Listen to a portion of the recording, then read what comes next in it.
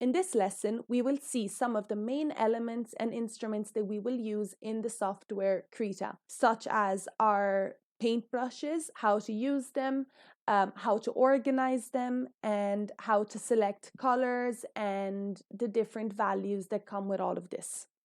Now that we have learned how to create a new document, we can go ahead and start learning how to use the main instruments of our software. So let's start talking about our freehand brush tool that is in our toolbar on the left.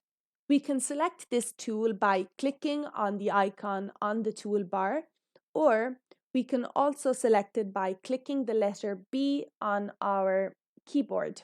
And we can see that when we leave our mouse on top of the tool, in brackets, we have the shortcut, the keyboard shortcut letter B. Krita has many different preset brushes that we can find under this icon here.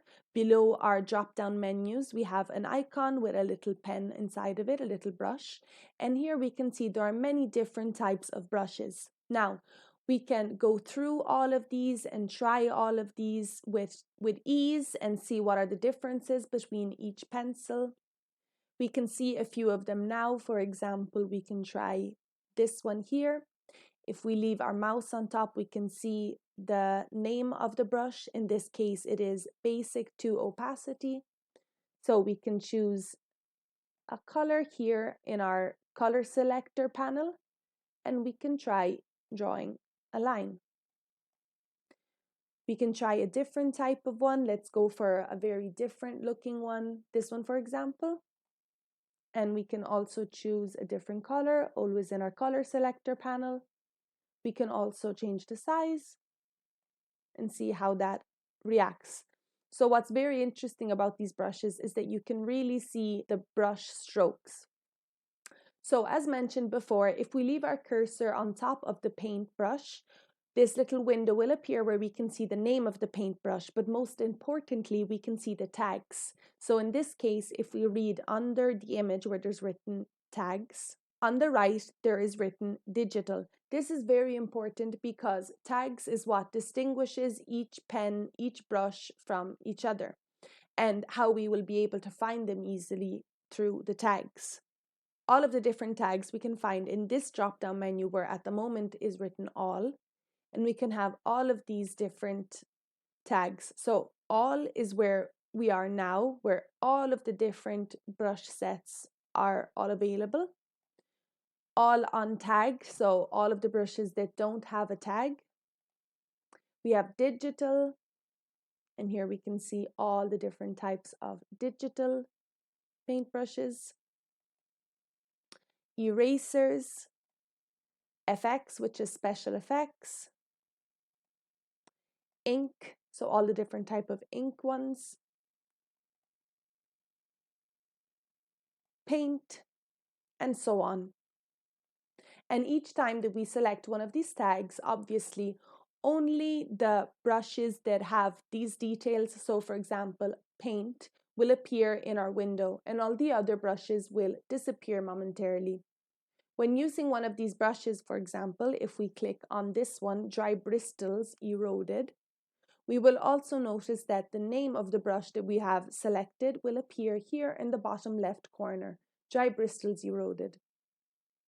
And although we have all of these various possibilities, all of these different types of brushes, there is also the possibility to find and download pre-made brushes online by other users that have different characteristics. You can do that by doing a simple online research and typing Krita brush kit, and one of the first results was this website where you can find all different types of pre-made brushes, so like pencil sketch, this type of pencil here, digital smooth inking, inking pen, rigger, and so on. And you will find many different websites that have the possibility to let you download and install these pre-made brush kits. Once you get more familiar with Krita, it is actually very interesting that you are able to create your own brush kits. You are able to create your own personalized brushes, but we will see that further on.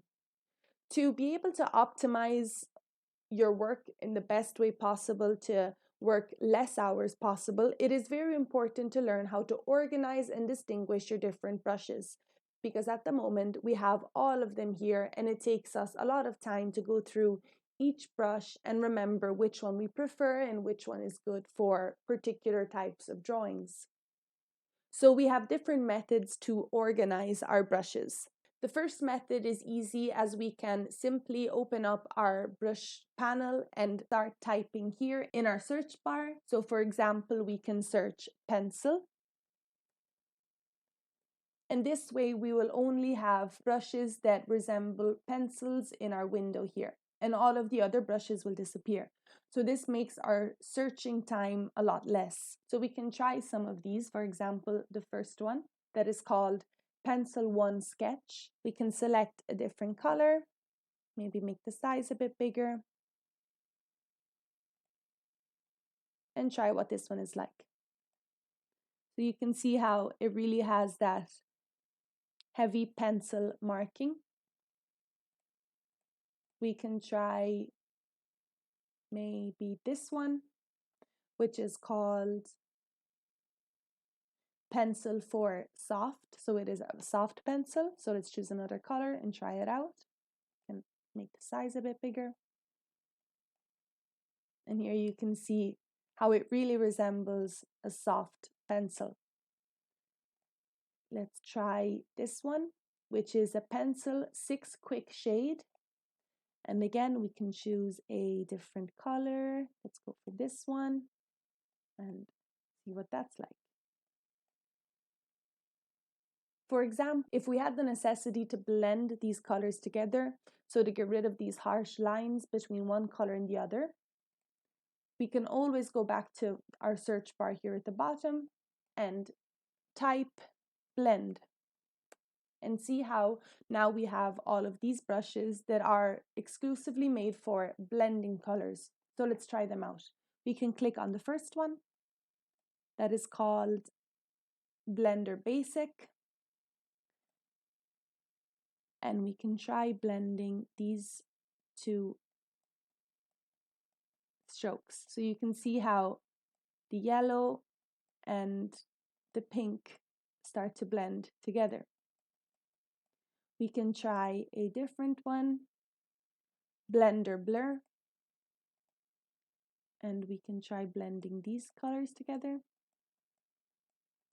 See how the harsh lines disappear and we end up with a smooth blend between the two colors. We can also try this one, which is Blender Knife Edge, and we can try that here and see how it still blends the color, but in a more harsh knife-like way.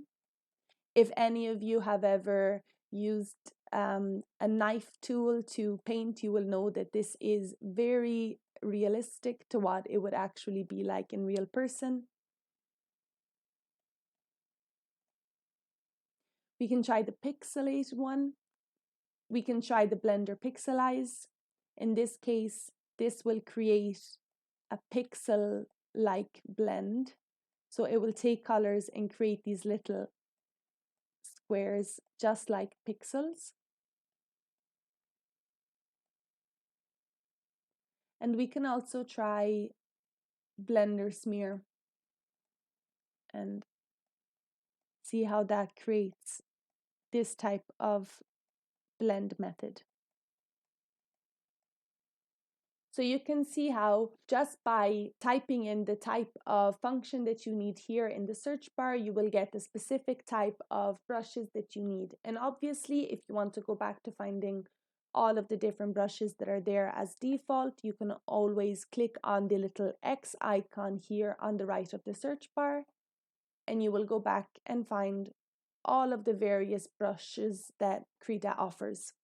Another way to organize and search with more ease all the different brushes is by clicking on the drop down menu here and finding all the different types of tags as we've seen previously. So all digital brushes, all paint brushes, all pixel art brushes. And we've seen this previously, how it is very easy to go from different styles of brushes this way. And this is because they're all divided in the tags. Tags are important because it is another way that we can organize our brushes very easily, because we have the possibility to create our own tag. By clicking here on this button on the right tag, you will see that you have the possibility to create a new tag. So for example, let's say that we have chosen certain brushes that we like the most and that we know that we'll use the most. So we can create our own tag with my brushes, and that way we will always have it. And we can click this plus icon to create our own tag.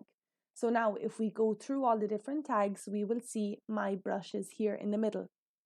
So how can we add our brushes to it? Let's say that we've decided that we really like this brush. By clicking the right button of our mouse, we can see assign to tag.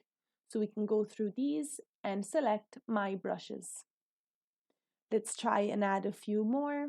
Always select the right mouse button, assign to tag, my brushes. Let's also select this one, assign to tag, my brushes.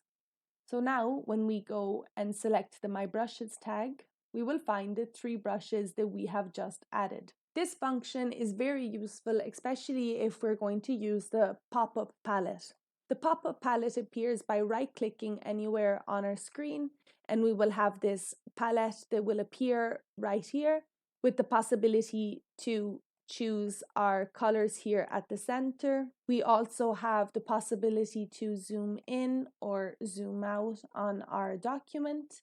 And if we want to go back to the original size of the page, we can just click here on 100% and you will see that we'll go back to the original size.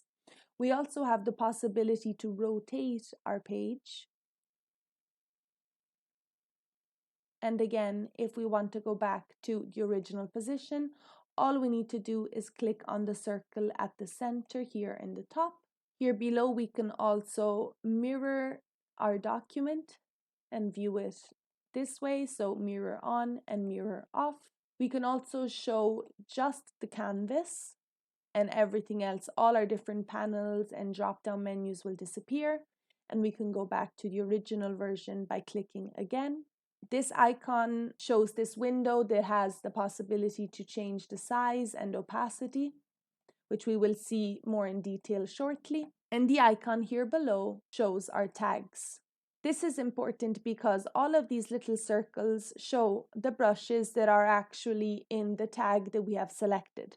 So if we go here and select, for example, digital, we will only have digital brushes appear, or FX, and only have special effect brushes. So since we have just created our own tag, my brushes, if we select this, we will have the 3 brushes that we added. So the ones that we decided are the ones that we will use the most or are the best for the type of work that we are doing. So this is great for optimizing your time, because all you need to do is right click on your mouse and you will have the brush that you need. Now that we have understood how to organize and search our various preset brushes, we can go see more in detail how they all work. A very important factor is the size of the stroke of the brush. And we can see this here in this bar at the top. By sliding towards the right or towards the left, we can choose the size of the stroke. So in this case, we'll have this size. And if we slide to the left, we will have a smaller stroke size. Right next to size, we also have opacity, which is also a very important factor. This will choose how opaque or transparent our stroke will be. So if we go down to 63%, for example, you will see how the stroke now is slightly more transparent than before. If we have specific size measurements or opacity, we can also enter them very easily by simply right-clicking on top, and we can type the specific size that we need. So we can say, for example, we want 50 brush stroke size, and also right-click here, 50% opacity. And now we will have exactly those parameters that we have just typed in here. We can also change the opacity and the size with the pop-up palette that I have just shown you. So by right-clicking anywhere on our page, we will get our pop-up palette. And with the arrow icon here on the right, we will have the possibility to change the size and the opacity. Another way to make the brush stroke larger or smaller is by clicking our Shift key on the keyboard and the left mouse button. And by moving the mouse up or down or to the left or to the right, you will be able to change the brush stroke size. This is one of the fastest and easiest ways, in my opinion, once you learn the manuality of it, because it really makes it more immediate and easier to change the stroke as you are working. The opacity we can also change by clicking on our keyboard two letters I and O. So each time we click the letter I on our keyboard, the opacity will go down by 10%. So 10% every click. And the same with the letter O, it will go up 10% by each click that we do. All of this, obviously, we can only do if we have the freehand brush tool selected in our toolbar. If any other instrument is selected, we cannot do most of the actions described. The last type of brush that we are going to see in this lesson is the eraser. We can always find the eraser under our freehand brush tool, which is different from other softwares, which usually have an eraser icon in our toolbar. In this case, in Krita, it is only accessible when we have our brush tool selected and the icon is up here set eraser mode. This is very useful because it means that we can have any brush selected, and if we select our erase tool, we can use the same style brush to erase what we have just created. So if we select a different type of brush, so this one for example, and we select the erase tool, you will see how the style of eraser is just like the brush. We can also select or deselect the erase tool by typing the letter E on our keyboard. So as you can see, just by clicking the letter E, it will select or deselect, which makes it very easy to quickly go from brush mode to eraser mode.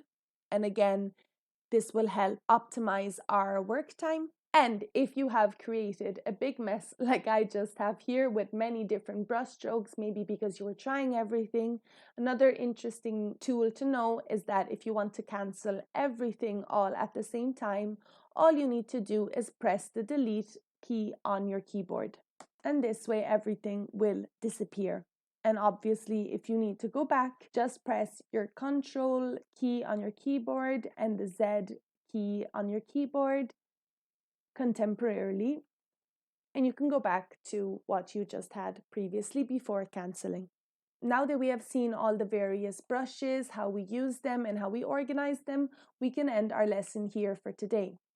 If you have liked the video, make sure to leave a like, and if you have any comments or suggestions, you can leave them in our comment section. And if you want to give our page some support, you can subscribe to the channel and stay updated on all the new courses and lessons that we post. Thank you for following along. See you in the next lesson.